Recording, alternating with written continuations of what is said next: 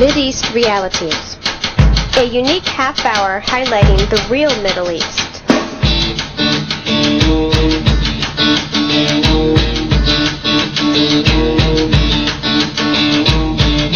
It is a program of information that government and media often misrepresent or just don't want you to know.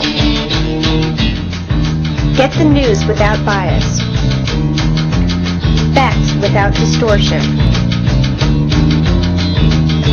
And most importantly, analysis from the experts.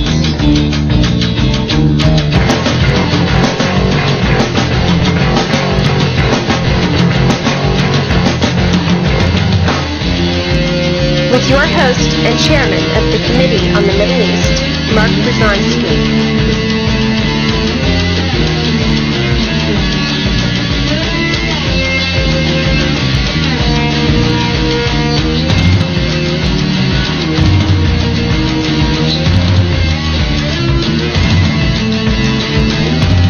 Each week, this program will feature an interview, discussion, or an event to help viewers understand the complex situation in today's Middle East, and especially the realities of U.S. policies toward that crucial region of the world. Mideast Realities. And welcome to Mideast Realities. I'm your host, Mark Brzezinski. Moshe Aarons is once again the Defense Minister of Israel. And last week, we began showing a talk that he gave here in Washington a couple of years ago when he was in retirement, when he didn't expect to be coming back to political office. He has served as both the Defense Minister and the Foreign Minister of Israel and the Ambassador to the United States, so he's a very important man.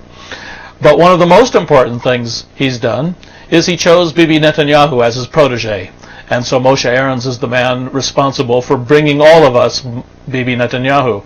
Now, those of you who watch our program and go to our website at middleeast.org, you know that we have rather different views than those of the Israeli Likud, and certainly than those of Moshe Aarons. But it's very important to understand what their views are, what their ideology is.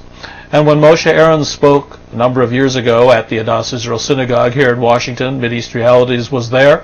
He was in retirement, and he was much more candid than he or other senior people in the Israeli government usually are when speaking about what's really going on in that part of the world. So, this week we continue with Moshe Aarons' talk, and at the end I'll try to put it in perspective, and we'll also show you a clip from his son, Yigal Aarons, who holds just about the opposite views of his father, and ironically would be considered here in the United States something of a draft dodger, since he evaded service in the Israeli military that his father now commands. Moshe Aarons, the Defense Minister of Israel. That you would expect to have occur between two allies at war against a common enemy. The 4-year period in terms of the U.S.-Israeli relationship, which is really one very unique between two countries very far apart, in many ways very different. Israel, one of the smallest countries in the world, the United States, the superpower today, the leader of the Democratic Community of Nations. A very special relationship that existed over the years based on the common values and ideals that are shared by the two countries, that therefore also made for common strategic interests. During the 4-year period of the Bush administration, suddenly assumed a very confrontational style with manipulative tactics being used on the Israeli political scene, behind the back, negotiations being held with the Labour Party while Yitzhak Shamir was Prime Minister and I was Foreign Minister. And I think probably not consciously an effort being made to bring down the Shamir government, something that actually did happen and I think was, in some measure at least, connected with the policy that was being practiced by the Bush administration towards the Shamir government. The irony of it all is that shortly after Shamir was defeated in the election, shortly after Likud was defeated in the election in June of 1992, Mr. Bush also was defeated in the elections in November of 1992. Both men were defeated by a very narrow margin, so that it didn't take much to have brought about a different result.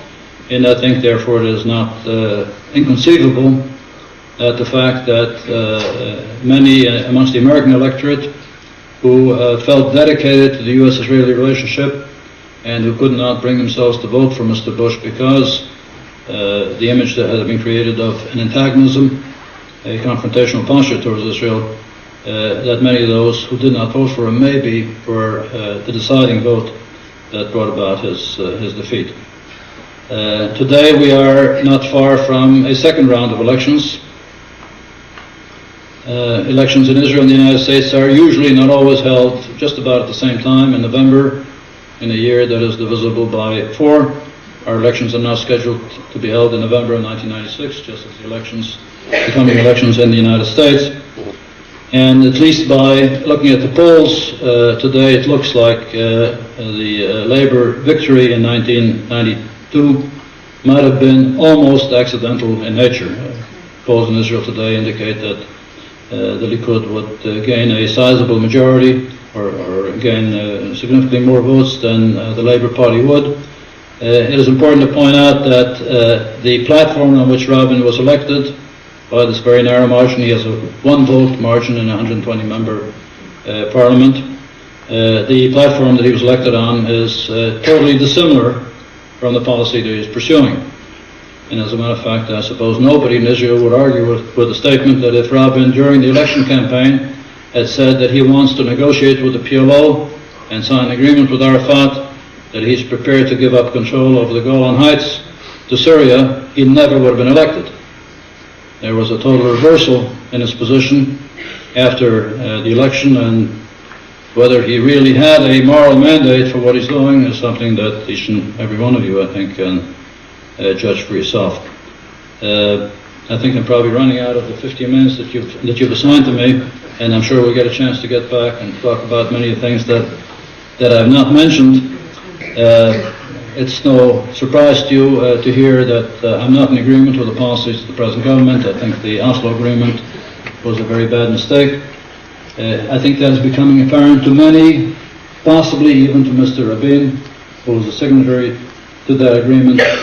And if you ask yourself, now what was behind that mistake? And many people in Israel went along with Mr. Rabin, saying, after all, this man has so much experience. This man has devoted so much of his life to the defense of Israel. He's been chief of staff, he's been defense minister, he's been ambassador to the United States, he's been prime minister in a previous tenure. Let's go along with him. He must know what he's doing. Nevertheless, the question is asked, well, how is it that a mistake like that was made, or what was behind it? I think the answer to that is that it was basically a misconception based on abandoning a realistic view of what the Middle East is all about, of the societies that we're confronting, of the fact that this is not just an ethnic conflict between Jews and Arabs, that this is a conflict between two cultures, that the culture that characterizes much of the Arab population living in the area is a culture of violence. It's a culture that breeds terror. It's a culture of intolerance. And although I'm sure this will change, I'm not despondent, and I don't think that the Middle East and the Arab world will remain frozen in this present state forever, as far as the eye can see. There's little doubt in my mind that it takes a long time for such changes to take place. And although Mr. Peres has gone around, and maybe still goes around saying this is a new world, and this is a new Middle East, and everything has changed, and defensible borders aren't important anymore, that change has not arrived yet.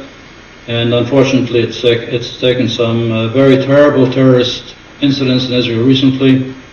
The last one at Beit Lid near Netanya 2 weeks ago, to shake everybody up and bring them back to their senses, to face the difficult and sad reality of the Middle East. Thank you.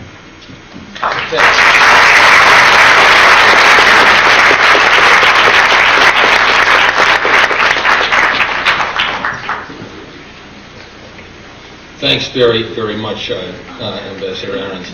I'm just going to say a couple of brief things about each of our panelists. I have a longer bio of each person here, but I think that you all know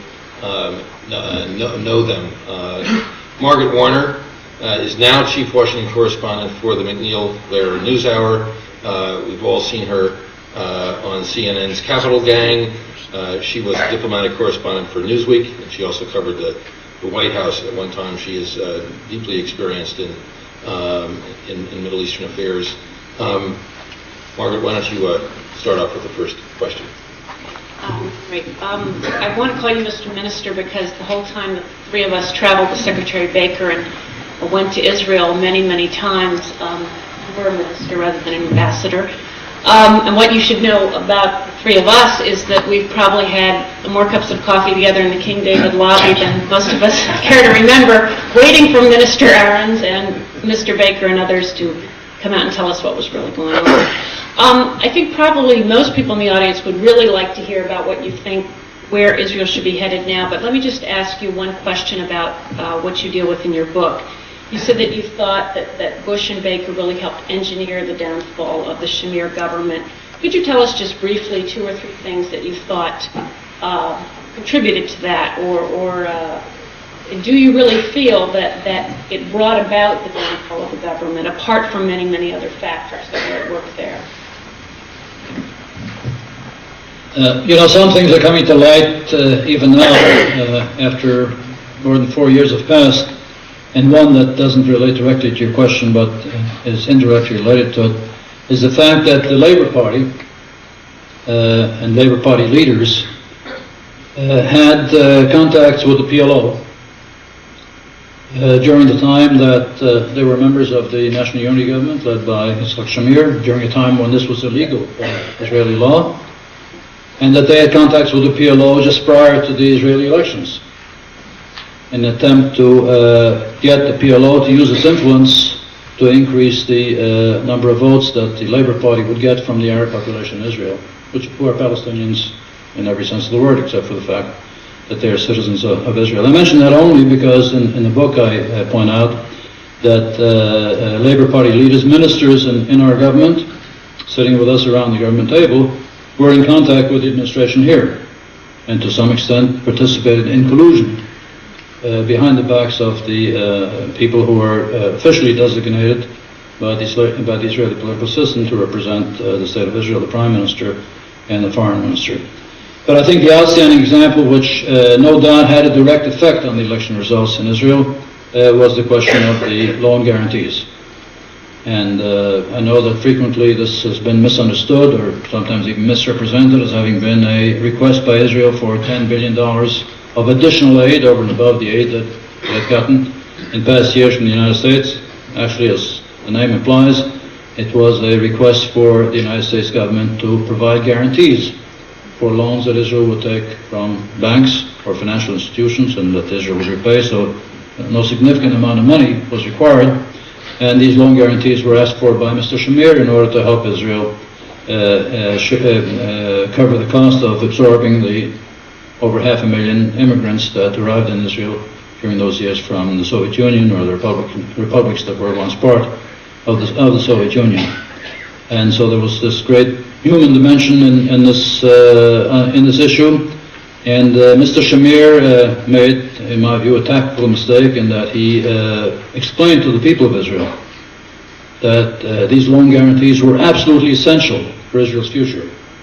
Absolutely essential for Israel to be able to absorb the immigrants that were so badly needed and who needed Israel as a haven that were coming to Israel. Now, the Bush administration, President Bush, made it perfectly clear that if there was one man in Israel who would never get these guarantees, it was Mr. Shamir. And this was just on the eve of the elections, and there's no doubt that the signal that was sent that the Labour Party would get these guarantees, but the Likud would not, had a significant effect on the election outcome. But if I could just follow up, my recollection was that what the Bush administration wanted was absolute guarantees that the loan guarantees wouldn't be used to settle any immigrants or current Israelis in the territories. And I guess my question is, do you think in the midst of this whole Madrid process, which is when this all took place, the United States could have permitted its backed loans to be used for that purpose and still been regarded by the Arab parties as an impartial negotiator, as a, whatever the phrase was, a negotiator in good faith?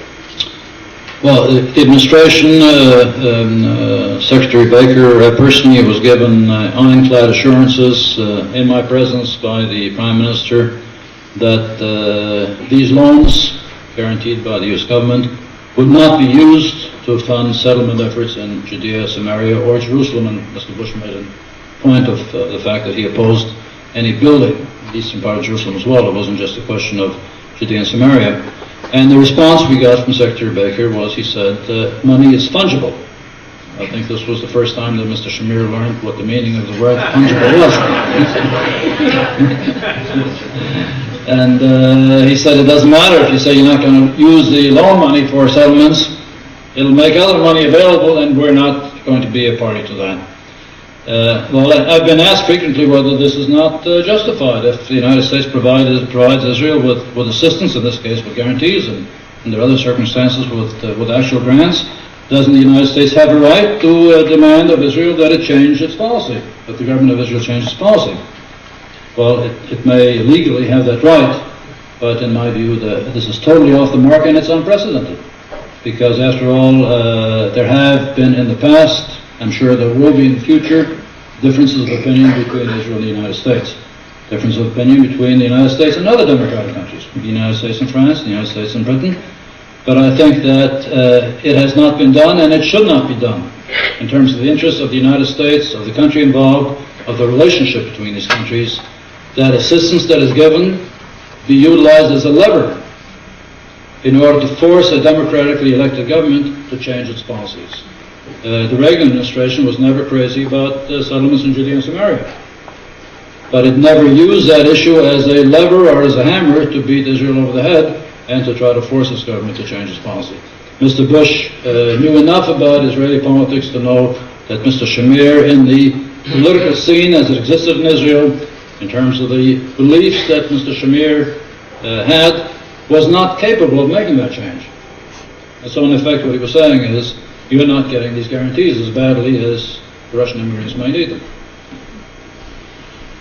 Our next questioner is Barry Schweid, but before I introduce Barry, I just want to note that you all are invited to submit questions on blue index cards, and I was reminded to tell you about that. I was not reminded as to how you get the blue index cards.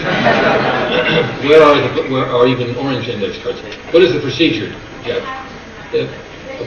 If someone wants to ask a question, raise your hand.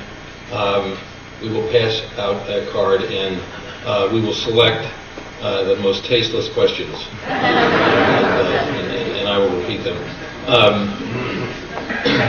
Barry Schweid is now Senior Diplomatic Correspondent for the Associated Press. He's only held that position for 21 years. Cub reporter, really. Right. We've all heard him on NPR, I'm sure, many times. He's been to the Middle East more than 100 times. He's covered about 100 U.S.-Soviet summits. He, too, is the most distinguished expert on the issues that we're considering today. Barry, how would you like to ask another several questions? I was going to suggest, Mr. Ahrens, if you think the players in your time were nimble, you should have been around for Kissinger period. But suppose the polls are right and suppose the liquid comes roaring back. Louder, please. All right. Gee, I missed my joke. Suppose the polls are right and suppose Likud comes roaring back. Aren't you caught, as democracies sometimes are, between a rock and a hard place? In other words, you have commitments now. This government's made commitments. Gaza is turned over already. Jericho is. There are commitments to keep withdrawing on the West Bank. And as far as I understand, every Israeli government is bound by the commitments of its many predecessors. So suppose Likud comes back. What could you do about, what is it called these days, land for peace, territorial compromise, whatever? Could you change it? I think that as regards the commitments that have been made so far, there is really no insoluble problem that the Likud would face, because the Oslo agreement made with the PLO specifies that negotiations for the permanent status of Judea, Samaria, and Gaza will be held at a time which turns out to be in the calendar, the election time in November of 1996. And it is really only in these negotiations that the kind of commitments could be made that in terms of adherence to international commitments would be irreversible. So as far as that's concerned, and since nobody, I would add in his right mind, thinks of returning to Gaza, I would say no irreparable or terminal damage, in my view, has been done. The area of concern is the Golan Heights. If the Rabin government were to sign an international agreement with the Syrian dictator abandoning the Golan Heights, that would be the kind of international commitment that maybe a different government would not find itself capable of going back on, regardless of how it disagreed. Such are the views of Moshe Ahrens, speaking at a time when he thought he was in retirement, when he did not expect to be once again the defense minister of Israel, which he is today. And sure enough, the Likud did come roaring back, and to his surprise, he became defense minister. Remember, as I told you at the beginning of this program, Moshe Ahrens is also the man responsible for selecting Bibi Netanyahu as his protege and making it possible for Bibi Netanyahu to become the prime minister of Israel. And next week we'll continue with this discussion that took place at the Adass Israel Synagogue a number of years ago. Interestingly, it's a very homogeneous and very supportive panel. These reporters, I believe they're all Jewish, they're all very much on board, they're all very much sympathetic to Israeli concerns. This is a typical Washington event where nobody from the outside is really allowed to participate, but the impression given is that it's a broad range of views and a broad range of questions. Well, it turns out that Moshe Ahrens' son, Yigal, holds very different views than his father. His father may be the defense minister, but his son Yigal never served in the Israeli army and in fact is the equivalent of a draft dodger. And we have some clips from an interview that was done with Yigal Ahrens a number of years ago to show you at this time. Take place, and for many years now, I've witnessed, and I'm sure many others have seen, liberal Israeli groups or representatives of those groups come to the U.S. and complain to the establishment of the Jewish community here in the U.S. that their support for the Israeli government, regardless of its policies, which they explain by saying they don't want to interfere in internal Israeli politics, in fact constitute an extremely powerful interference because they allow the government to pursue policies which are the policies of some portion of the Israeli public, right? The right wing, it's not a very small portion, but it's just one portion of the Israeli public. And there are other groups, other people there who feel that they suffer as a result of this kind of support. The impression given over the last few years is that there is a major divide in Israeli politics between Likud and Labor. It's not really quite accurate. As Ahrens himself has pointed out, he succeeded Yitzhak Rabin as defense minister. Mr. Rabin, in fact, was serving in the government of Mr. Shamir, a Likud prime minister. The realities are that there's a different strategy being pursued, that both of the major parties want to control as much of the territory west of the Jordan as they can. Both of them have worked extremely closely with the Hashemite government over the years, trying to keep the Palestinians kind of in a Hashemite Zionist sandwich, if you will. The Palestinians are now mostly dispossessed of their lands. They now live in autonomous population centers and in Gaza, where, as you see, Mr. Aarons agrees, no Israeli wants to go back to Gaza. The difference is over tactics, how to present this situation in world opinion, how to present it to the Palestinians and the Arabs, and what the ramifications of this will be for the long term. So the questions that are asked of Mr. Aarons give quite a perspective on history, again at a time when he was free to speak. He was in retirement, not expecting to come back to power himself. And that's why we've chosen to bring you these programs last week, this week, and for the next couple of weeks, because the perspective that Mr. Aarons brings, the perspective of the Likud, the ideology of the Likud, the ideology of conflict with the Arabs. You heard him talk about that the Arabs are a culture of terror and a culture of violence. Of course, he didn't mention at all how the Middle East was carved up by the Western powers and one kingdom set upon another and one client regime imposed on different people with false boundaries and all kinds of things that have brought about the situation that exists in today's world. And that's, of course, what Mideast Realities is all about. I'm Mark Brzezinski. I'm your host for this program. Thank you very much for tuning in. And, of course, Mideast Realities will be on this channel, same day of the week, same time, next week. And in the meantime, go to our website at middleeast.org. Thank you again for watching.